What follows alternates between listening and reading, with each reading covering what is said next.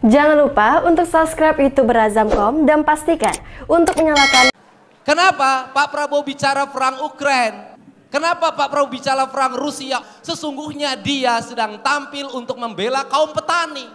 Kenapa tampil membela kaum petani? Bahan baku dari pupuk Indonesia itu diimpor dari Rusia. Kalau perang terus bahan bakunya terus meningkat. Kalau bahan bakunya terus meningkat, maka harga pupuk tidak terkendali. Nanti subsidi pupuknya makin meningkat. Karena subsidi pupuknya makin meningkat, maka kebutuhan petani tidak bisa dipenuhi. Untuk itu penyelesaian perang Ukraina adalah penyelesaian swasembada pangan di Indonesia, dan itu konsen Gerindra. Maka di sini kita katakan, siapa sosok Prabowo Subianto? Dia adalah sosok pembela kaum petani di Indonesia. Membelanya bukan dalam bentuk pencitraan. Apa itu membela pencitraan? Giliran panen, ikut panen, nanam kagak pernah.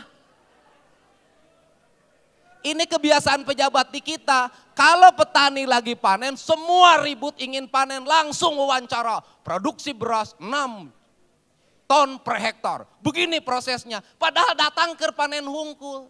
Cek Mang Udin teh Arisia kamari kamana? Nah, tapi giliran pupuk susah, giliran petani gagal panen, nggak ada yang datang. Padahal pemimpin yang baik datang ke rakyat dalam keadaan susah. Kesendirian, ditinggalkan oleh banyak orang, itu adalah terpaan untuk menjadi pemimpin. Maka dalam sejarah kebudayaan Indonesia, khususnya sejarah kebudayaan orang Jawa, yang suka nonton wayang kulit, yang suka nonton wayang golek, maka pemimpin yang akan dilahirkan dari istana menuju alam kemanusiaan, menuju alam pembelaan, menuju alam pembebasan, maka dia harus melewati tatapa, dia bertapa. Maka disebut tapa berata, di mana dia tidak bicara, dia tidak makan, dia tidak minum, ngajentul ngahulu balu ngahuleng ngaraga meneng. Nah, ceholah gubernur-gubernur wae. Saya katakan, siapakah pemimpin Indonesia kini dan ke depan yang melewati pertapaan itu? Dia bernama Prabowo Subianto. Ketika dia menghadapi hujatan, ketika dia menghadapi fitnah, ketika dia menghadapi caci maki, dia memilih berdiam diri tanpa melakukan perlawanan sepatah kata pun.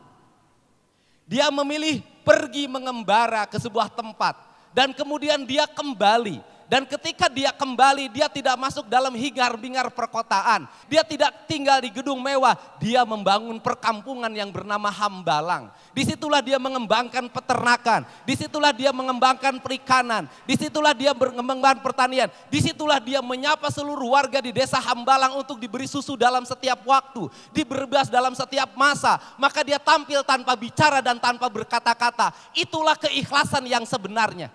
Pertanyaannya adalah, adakah orang yang melewati masa itu? Adakah orang yang hidupnya dengan fasilitas? Adakah orang yang hidupnya dengan serba mewah, serba ada? Kemudian memilih dia sendiri? Tidak ada di Indonesia ini. Hanya dia yang bisa memperlihatkan sebagai seorang kesatria. Ini harus dijelaskan. Karena apa? Karena politik di Indonesia ini adalah politik yang berdasarkan kosmologi Jawa. Ceritanya pasti cerita Ken Arok. Ceritanya pasti cerita Ken Dedes. Nah, dia sudah melewati kosmologi pertapaan orang Jawa. Tetapi ingat, Pak Prabowo tidak pernah primordial. Di mana letak tidak pernah primordialnya? Dia tidak pernah berkata, saya orang Jawa. Dia selalu berkata, aku adalah Indonesia. Saya katakan sekali lagi, aku adalah Indonesia. Berulang-ulang dia berkata, aku adalah Indonesia. Artinya apa? Dia tidak mengembangkan politik identitas. Politik identitas itu ada dua. Satu, politik beridentitaskan suku. Dua, politik beridentitaskan agama. Dia tidak menggunakan narasi identitas kesukuan sebagai bargain politiknya, sebagai latar belakang politiknya, tapi justru dia memproklamirkan diri sebagai Indonesia. Tetapi saya katakan, dari sisi tradisi, Prabowo lebih Jawa dibanding Jawa. Dari mana letaknya? Lihat di mejanya. Pasti ada potongan bunga melati. Lihat arsitektur bangunannya. penuh dengan ukiran. Lihat di sudut-sudutnya penuh dengan lukisan. Lihat pendopoknya, itu pendopo yang terbaik di antara pejabat Indonesia. Dia lebih mengamalkan Jawa daripada dia berkata-kata Jawa. Dia bukan hanya seorang Jawa, dia adalah seorang pecinta sejarah. Kalau hari ini orang cerita Pangeran Diponegoro, ada yang memposting di belakangnya lukisan. Ada yang memposting saya adalah turunan 10 tahun yang lalu. Keluarga siapakah yang membuat pameran tentang peninggalan Pangeran Diponegoro? Keluarganya Prabowo Subianto. Saya masih bupati, saya hadir dalam pamerannya. Saya hadir dalam kegemaran keluarga ini pada wayang, pada sejarah, pada arsitektur. Artinya apa? Dia adalah pemimpin yang mumpuni. Dia sangat memahami sejarah, dia sangat memahami seni, dia sangat memahami arsitektur, dan dia sangat memahami keindahan. Maka dia adalah pemimpin yang menguasai semua dimensi. Dimensi keindahan, dimensi material, dimensi spiritual. Spiritual itu bukan hanya pamer berwudu, spiritual bukan pamer sholat, tapi spiritualitas itu adalah kesabaran hidup dalam ujian. Itulah spiritualitas yang sebenarnya. Puncak dari spiritualitas itu adalah keikhlasan. Ikhlasnya apa?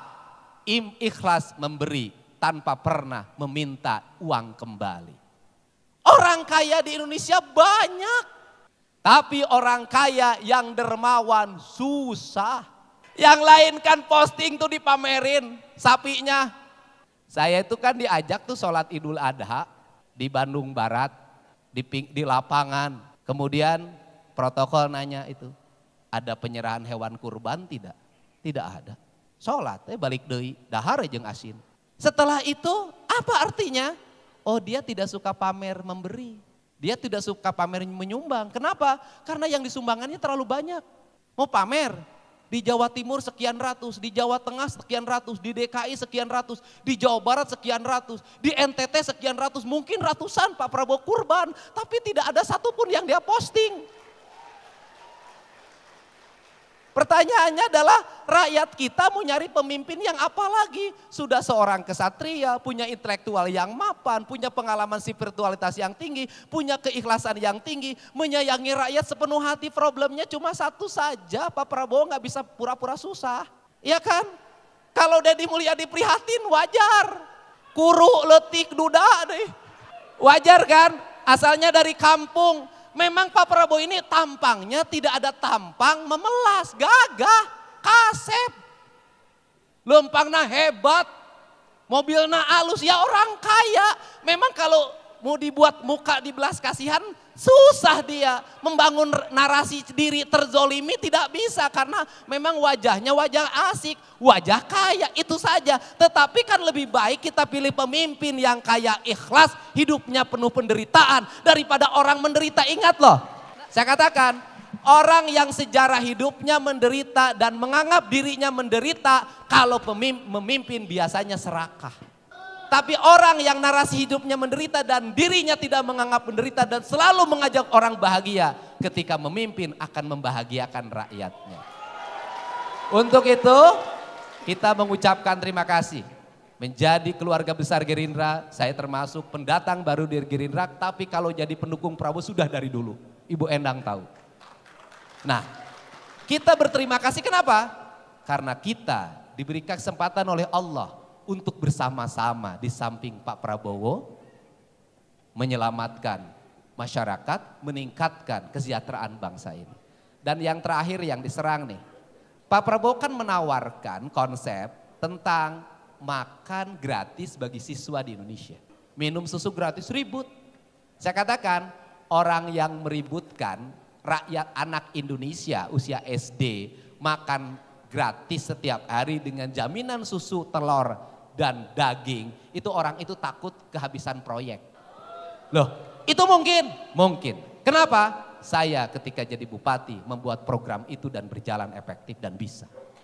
Jadi kalau nanti ke depan Pak Prabowo selalu berpikir masa depan, kadernya harus tinggi besar, Kadernya harus gagah, kadernya harus ganteng. Kalau main sepak bola dia harus bisa bergaya Eropa. Itu yang dia inginkan tentang Indonesia. Maka Pak Prabowo bahwa yang tinggi besar bukan hanya dirinya, tetapi yang tinggi besar adalah seluruh anak-anak Indonesia. Yang dia harus berkecukupan telurnya, dagingnya, susunya. Gak apa-apa ratusan APBN untuk mereka daripada dinikmati oleh segelintir orang. Cara berpikir kerakyatan yang luar biasa. Dan ini ditakuti oleh bangsa lain. Kenapa ditakuti oleh bangsa lain? Bangsa lain akan takut kalau rakyat Indonesia ke depan gizinya cukup. Bangsa lain akan takut kalau rakyat Indonesia proteinnya cukup. Dan bangsa lain akan takut kalau orang Indonesia ber-IQ tinggi dan ber-EQ tinggi. Kenapa? Karena bangsa kita tidak akan lagi bergantung pada mereka teknologinya. Tidak akan pernah bergantung pada mereka teknokrasinya. Kita akan mampu berdiri di kaki kita sendiri karena kita bangsa kaya. Dan seluruhnya itu adalah terjemahan dari paradok Indonesia. Itu terjemahannya. Untuk itu saya meyakini betul bahwa kita akan menyambut pemimpin masa depan Indonesia tanggal 14 Februari 2024. Prabowo Subianto. Prabowo. Presiden. Prabowo.